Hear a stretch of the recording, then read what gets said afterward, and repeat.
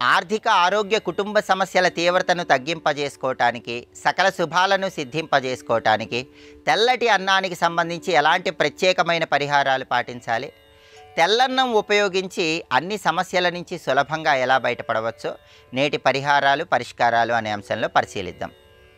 ఎవరైనా సరే శివానుగ్రహాన్ని త్వరగా సిద్ధింపజేసుకొని ఆర్థికంగా మంచి పురోభివృద్ధిని సాధించాలంటే, వృధా ఖర్చుల తీవ్రతను తగ్గింపజేసుకోవాలంటే తెల్లటి అన్నంతో ఒక శివలింగాన్ని తయారు చేసి ఆ శివలింగానికి తెల్లటి పుష్పాలతో పూజ చేస్తూ నమశివాయ అనే మంత్రాన్ని 21 సార్లు పఠించి తెల్లటి పదార్థం అంటే పటిక బెల్లం లాంటిది నైవేద్యంగా సమర్పించి ఆ తర్వాత తెల్లటి అన్నంతో చేసిన ఆ శివలింగాన్ని పారే నీళ్ళల్లో విడిచిపెట్టాలి.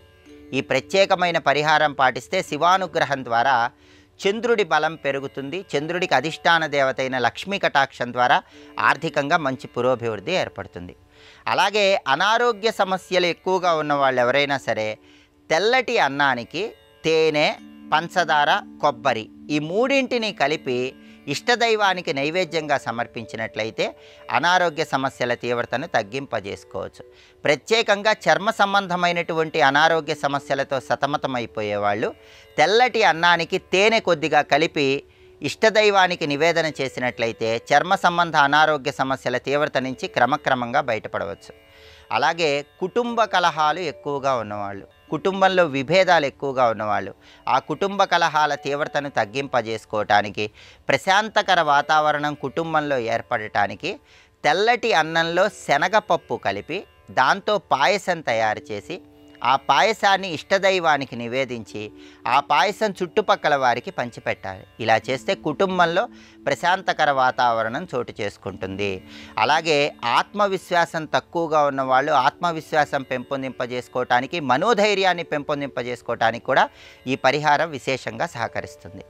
అలాగే గ్రహచార గోచార శనిగ్రహ దోషాలు పోగొట్టుకోవటానికి, పితృదోషాల నుంచి సులభంగా బయటపడి పితృదేవతల సంపూర్ణమైన అనుగ్రహాన్ని సిద్ధింపజేసుకోవటానికి తెల్లటి అన్నంలో నల్లటి నువ్వులు కలిపి శనీశ్వరుడికి నవగ్రహ ఆలయంలో నివేదనగా సమర్పించాలి.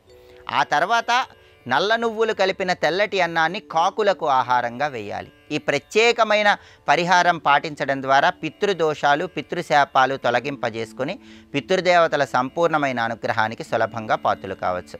అలాగే తెల్లటి అన్నాన్ని ఇష్టదైవానికి నివేదించి దాన్ని ఇతరులకు పంచిపెట్టి ఆ తర్వాత వివాహం కాని వారికి ఎవరికైనా సరే తాంబూలంలో వక్కలు, ఎండు ఖర్జూరాలు ఉంచి ఆ తాంబూలం ఇచ్చినట్లయితే రావలసిన ధనం సకాలంలో చేతికి అందుతుందని పరిహార శాస్త్రంలో చెప్పారు.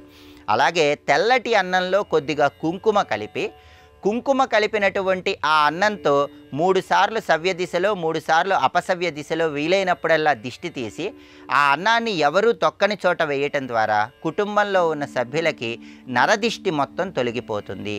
శత్రుబాధల నుంచి సులభంగా బయటపడవచ్చు. కాబట్టి తెల్లటి అన్నానికి సంబంధించిన ఈ ప్రత్యేకమైన పరిహారాలు పాటించడం ద్వారా ఆర్థిక ఆరోగ్య కుటుంబ సమస్యల నుంచి సులభంగా బయటపడవచ్చు, సకల శుభాలను సిద్ధింపజేసుకోవచ్చు.